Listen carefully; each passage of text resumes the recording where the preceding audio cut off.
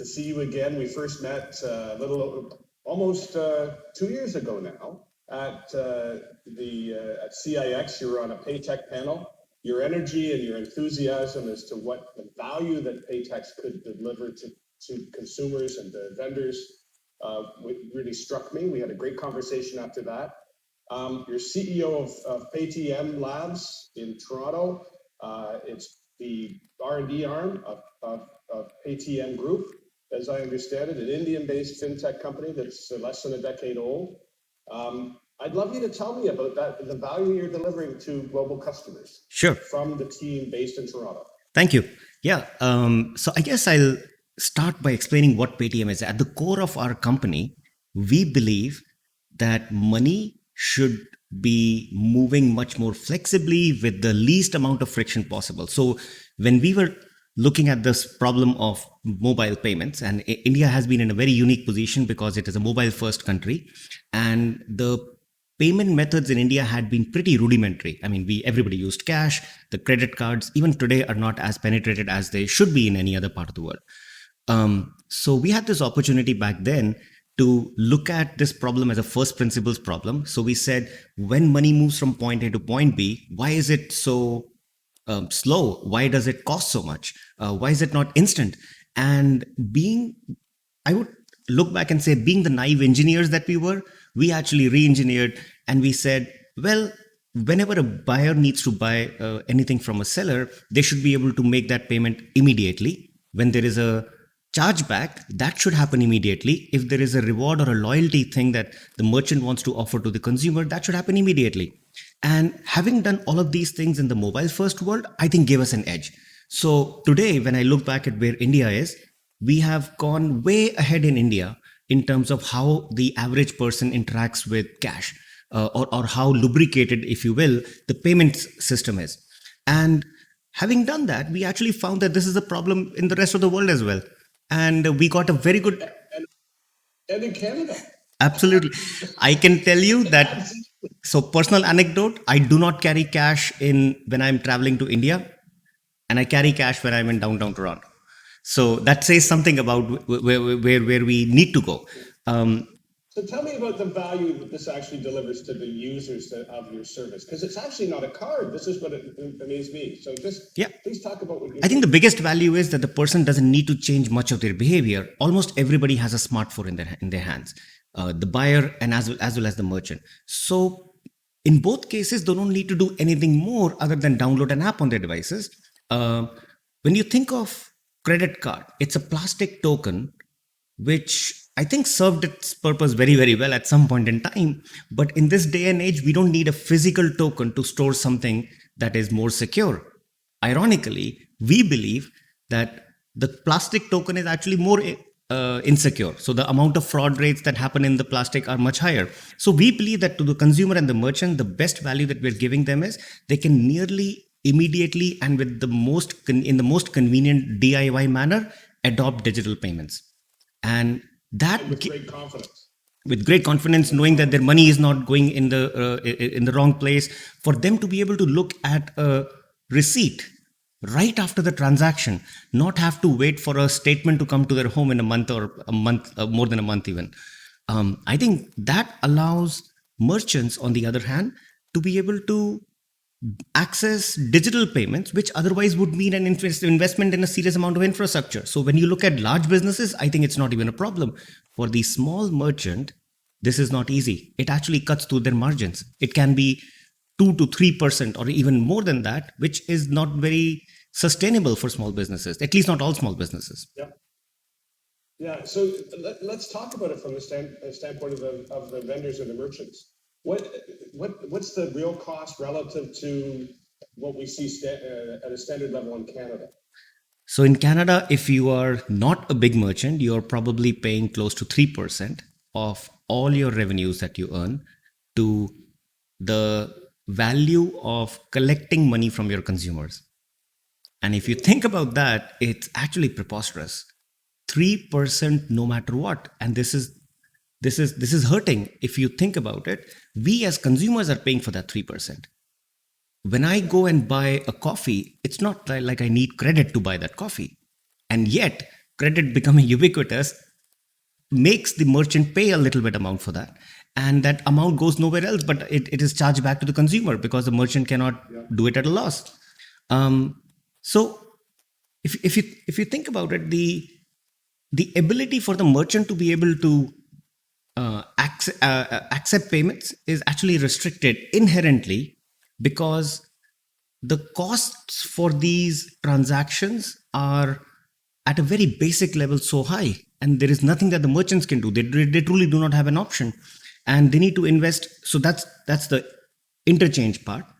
Other than that, the merchants also need to invest in an infrastructure which is not which is ironically not very cheap. If you look at the cost of, let's say, the POS machine or other things that they need to buy, that is a significant cost and burden on them as part of the small business. And they still have to integrate it into their accounting system and their banking. Yes. So in the Paytm world, we believe that if you have a smartphone, you have more computing power than you ever did before. And then today, everything is connected to the cloud. So anything that you don't want to keep on your phone, you can keep it in the cloud. So people don't need to keep those servers and machines in their shops and retail stores. So talk to me about fraud rates, because this is something that, I think people, there's a fear whenever you make a change, that there's more risk in a change. And I certainly see that often in political circles that I'm now getting more accustomed to, being in my new role in the Senate. But I really see this fear of change versus what I worry about is the risk of not changing, the risk of the status quo. So how are you dealing with this really big issue of fraud in the use of payments? I think fraud is an extremely important issue, but it is actually not understood very well. Fraud is one of those things where people can get very easily scared. And when you're told that if you do this change, something will happen, and it's actually, for the lack of a better word, I would call it fear mongering. The truth is that a digital payment instrument, in our experience, has much more security than a physical instrument could be. Your wallet or your credit card, for example, could get lost. Your smartphone, even if it gets lost, it cannot be unlocked. It cannot be used to make a payment. Just as a simple example, world over, every issuer has some sort of money that they allocate for chargebacks. There are always some chargebacks, and they go back to the merchant and so on.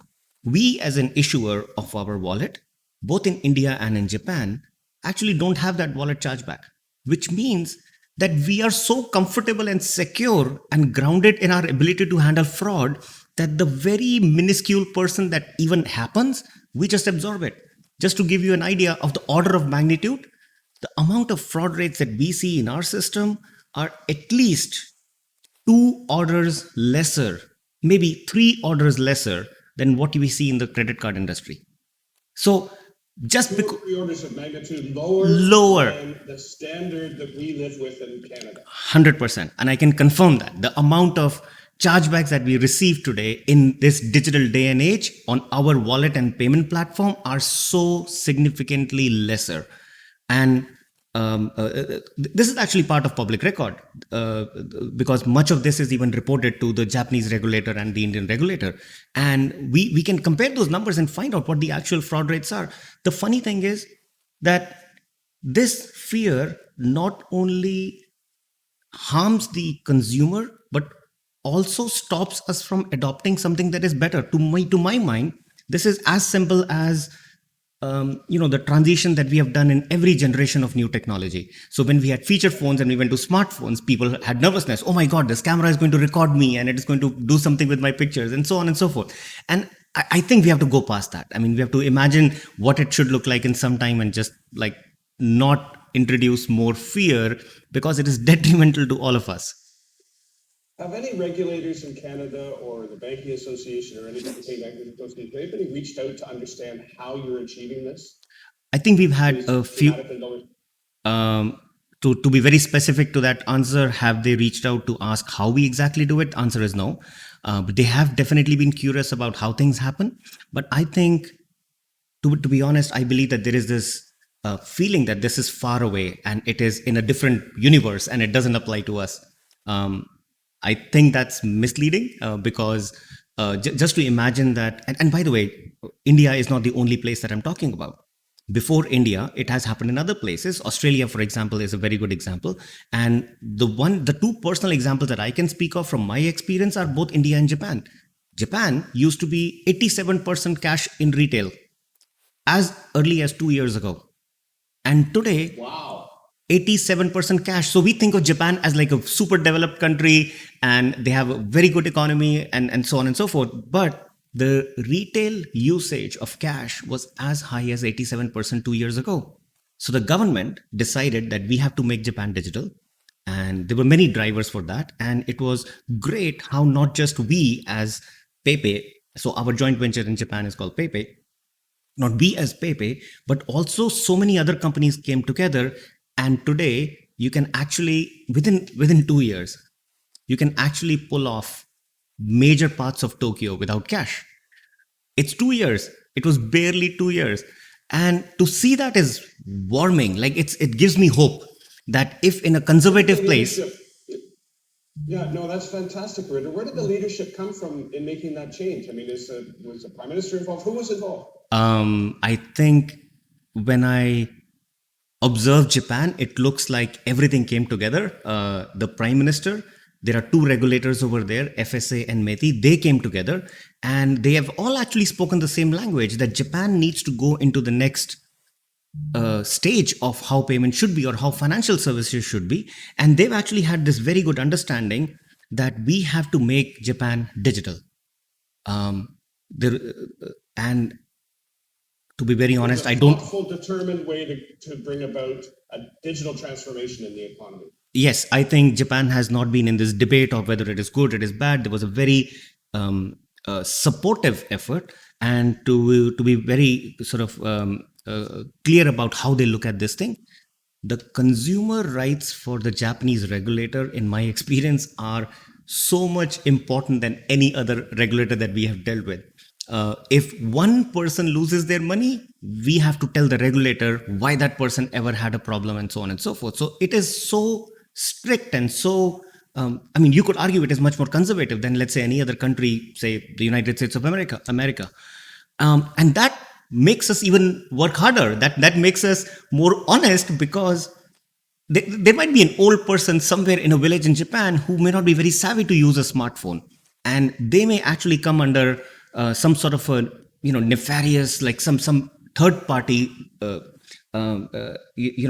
gives them wrong information, gets their credentials, try to take their money away. When that happened, I can give you a number: 17 people in total out of 30 million. Have you managed? We do about a couple of million a day, so easily more than a billion. And 17 people, 17, were the ones who were affected. And it is such a small number that we actually personally go and apologize to them.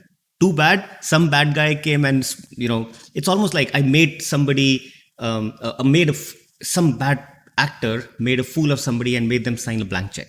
That is kind of what happened.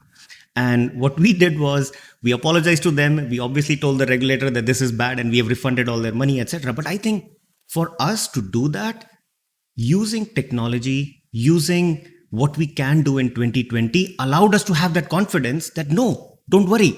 This is easily solvable and this is not a systemic problem. Like this fraud is not a systemic problem.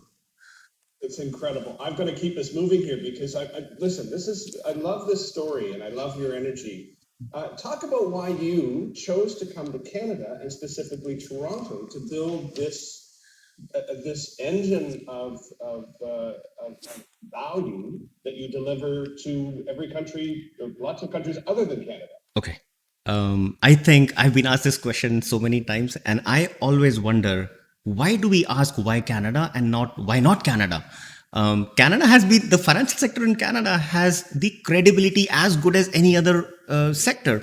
When you imagine the city Toronto, it is as diverse as I would compare it to any other big city on the planet, and we just do happen to have a very good financial sector, a financial sector that has actually proven its credibility and robustness. And that's not the only thing. Funny enough, Canada has so many good schools, universities. from which people come from outside of the world to hire. And for us, it was it was such a revelation to find financial sector over here and such good talent over here. And so why are they going out? Let's go here and make it worthwhile for anybody to build a company at scale. So one of the problems, or rather one of the challenges, so smart people love challenges. So one of the challenges we gave them was, listen, do you want to solve XYZ problem at scale? How about solving it for 1 billion people? And it was amazing how much energy and how much talent we could get to direct it towards that. So, and that's not the only thing. I think for us, we are a very What a small. great hiring criteria. I love that. I love it. Come on, keep going, keep going. So for us, I think the biggest proof for us was that when we started out solving the problem for the Indian population, on the way we found out that, wait, why only India? I mean, we have definitely gone way ahead of that, but you won't believe it, like we get so many requests to do the Paytm model in other countries. The governments of other countries also try to reach out to us saying, we have digital payments as an agenda, tell us what you have done, and we want your advice, your sort of involvement in getting that revolution done in our country as well. And it's easier said than done, but we could get that opportunity going in Japan. And Japan has been so good to us because we could prove that what we have built is not a one trick pony. It is something fundamental, and we can change it even in a so-called developed economy. And I use air quotes for developed because I mean the word has many connotations. And if we can do it in Japan, if we can do it in India, if other countries have done it, what are we waiting for in Canada? I wish I had the answer to that question, Harinder. I wish I had the answer to that question. So I'm going to use that as a segue to the next thing I really want you to speak about, which is why not Canada? What is your dream for Canada? Because we've talked about this once before, but my dream is very clearly to fintech empower our banks to take on the whole world from Canada. I just, we need a financial system that is constantly challenging and competing and taking on the world, because we have the beauty of being trusted. We have the beauty of having some of the best innovators, but we're not integrating it into our financial system, the foundation of our economy. It's not about me, it's about you, but I just we share this. Talk about that for a bit. Show us the path forward. No, completely true, Colin. I agree. What we can do in Canada based on where we stand, we have such a credible financial sector. People look up to us to see what we have done right. And I think with that also comes a bit of change resistance, I would say. The current is good, let's not change anything. And I think this is very normal at some level, that all change will always be resisted. However, I think we've lost something. Like, there was a reason the Canadian financial sector was so resilient. I think we were ahead of the times at some point in time, and we had very good controls and checks and balances for us to ride through what was a very, very tough time for everybody else. But that's not it. Like, we better not become that one trick pony who could just survive that one disaster, and that's what we are known for. I think in Canada, we have the opportunity to become the leaders, the drivers, if you will, for what can be done. So just to take an example, if we can build technology take Paytm Labs as an example. If Paytm Labs can build technology and export it to other countries, I believe this can become a systemic sector. Like, we should be the exporter of financial technology, financial services, the best know-how on this is how we will teach you how it is done. Every time there is a technology revolution, every time there is a disruption, there is an opportunity. It is not a negative thing. It is an opportunity. So when smartphones become much more prevalent, when cloud becomes much more prevalent, every industry goes through a big change. And if we wake up to this change, we will be ahead of this thing, and we will actually make it not only good for us, but actually become a leader. Like, people will look up to us to see how it ought to be done. If we think about carry on, Harinder. So if we think about the problem, the jobs to be done, digital payments, we are very, very far away from it. We need to do a lot. There is so much opportunity ahead of Canada to lead the way. I believe that we are respected as a nation which is safe, which is secure, where the stereotype of a Canadian is so beautiful. Our brand is so beautiful. It instantly allows It's made access. up of such a mosaic. That's why I think that you No, have so many people coming here who want to share these values. absolutely. And I've experienced this firsthand. There is no logical reason why a country like Japan would import financial technology from Canada, but they do, and they do it because they actually could not find it elsewhere. There are many other neighbors of Japan that they could have looked up to, but no, Canada is much more Yes, credible. that's incredible. So let's finish off with just telling me if you could wave a magic wand and influence public policy and our regulators to start to move towards this vision, what are the top three things, top four things, whatever, top two things that you would recommend are prioritized? I think the first thing that I would wish that we can do is, as a regulator, we accept that wherever we are is not adequate. It must change. I think I'm not convinced that we at the regulatory or a public policy level are convinced as a country that anything needs to even change. So I would start there, that what where we are is not adequate. Let's accept that. And the second one that I would do is, if we need to improve, if we need to innovate, if we need to find out new things and learn which of these things is the best one for Canada, we need to allow many more players in the market, many more than currently are allowed. Access to our payment systems is actually the most restrictive part of our almost the entire economy. There are only a handful of players which truly are able to do access to the payments system that we are trying to build. Even when in the new payment system that we are trying to build, we are not very clear of what sort of access would be allowed to that payment system, which means that even if we, sorry, go ahead. And I just want to put that in context. That means that every dollar flowing through every corner of our economy every day has a piece being taken out of it that is bigger than it should be. Absolutely. In competitive terms. And like And I it's mentioned, taking longer than it should take.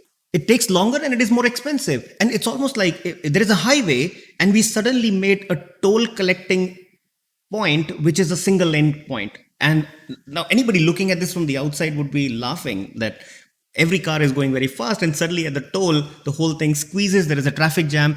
And what that traffic jam basically means is that we are not oiling a very fundamental part of the economy, which is payments. So I want to emphasize this thing: the opportunity is not payments. The payments is the starting point, because lubricating money movement enhances many new things.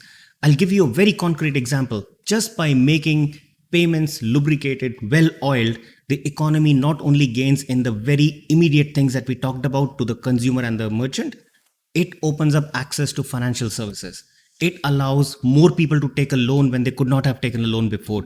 It allows you to have better priced insurance. It allows the common person who would not have participated in the equity and other financial markets to be able to do that. Payments is not just buying and selling it. A good payment system, a good lubricated, fast and cheap payment system allows access to so many other things. And we believe that our banking and insurance and wealth management is great. No, it can be much more greater. There are still a large number of people who do not have access in the way that they should have access to financial services. I see that as our lost opportunity, which is even bigger than what payments can do today. And to get there, And then providing that to the world. billions, we are 7 billion people in this planet, maybe 8. I might be wrong about that. But all those people should be able to do transactions with trust and with safety, knowing that a little piece of their pie is not taken away every time they do back and forth. Harinder, I got to tell you, I love every opportunity I get to chat with you. I love your enthusiasm, your vision, your optimism.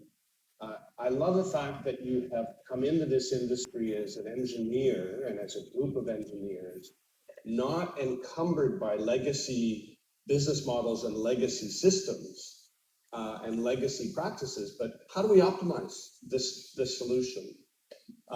You're achieving some very important value delivery to customers, be they the users of your payment service as a vendor or a consumer, and to the economy by reducing cost, increasing speed, reducing fraud at rates that we haven't seen in Canada. That is very inspiring for me, but I really like where we've just ended up here, in that we've got to accept that the status quo is not an alternative. And we've got to understand that payments is a really effective and rapid place to start, as demonstrated in Japan, that we can transform things within 2 years and deliver value right across the economy. We need to reduce financial friction during this COVID era faster than ever. So I just want to thank you, Harinder. You really, you're an inspiration, and really enjoyed this conversation, as I always have. Thank you. Thank you so much.